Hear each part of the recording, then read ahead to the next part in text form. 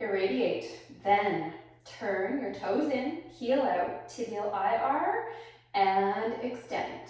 Then switch to tibial ER, toes out, heel in, and flex maximally. Make sure you've got hip extension and your core is connected. Then switch to tibial IR, extend, ER, flex. Internal rotation, extend. Now the one we really need, the most nutritious one, is this IR. So just groove that pattern.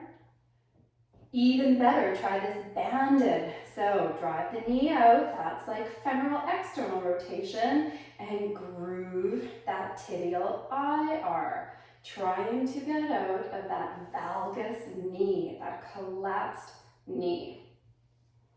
When you do this, make sure you maintain that rib to hip ratio.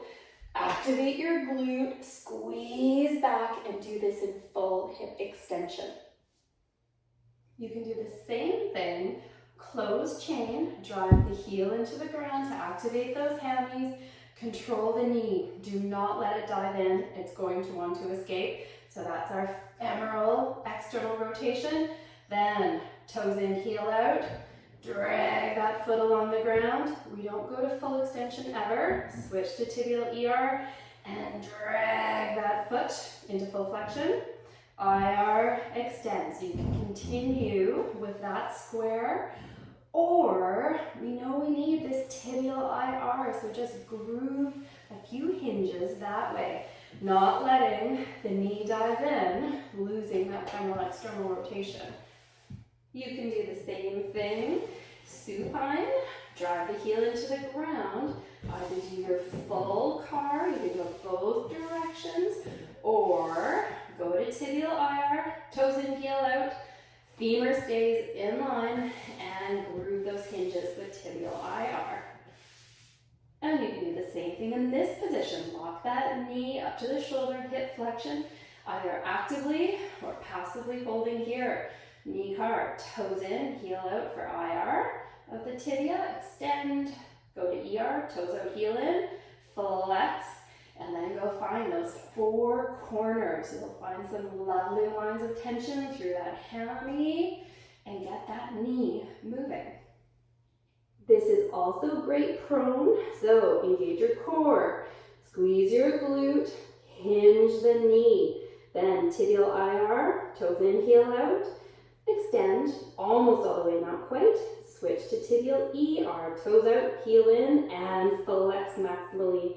Groove that, finding all corners of that knee range. Then you can reverse.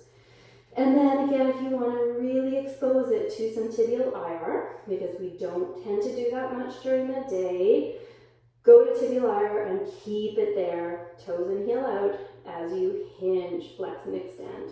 Try to keep that ankle locked at 90. Off you go. For a little extra spice, really engage your core, squeeze your glute, lift your thigh off the ground, and then give me those tibial IR hinges. Go for it. And if you want to have a conversation with some of those tight bands that are in the back of the leg on the outside that pull you into tibial external rotation, grab your ball. We can do our isometric ramping if we find a spot. That hammy that's way too bossy has forgotten how to turn off. Do your isometric ramping, ramp up, ramp down, and then do your tibial internal rotation hinges in this position. So toes in, heel out, and see if you can maximally lengthen some wonderful lines of tension there. You can just focus on tibial IR, which will really help to lengthen some of those lines of tension and leashes that keep jamming your knee up, or you can do the full knee car. We know the track for our knees over the middle of the foot, the second toe. However, often this is not the way the knee tracks when we squat, or even if we go to sit down in a chair. Often it collapses into tibial external rotation, femoral internal rotation. Horrible for the patellofemoral joint. It's going to slide this way and be annoyed.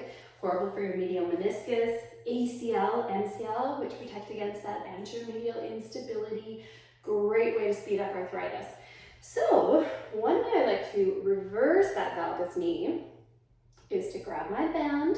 This helps me ensure I've got that femoral external rotation.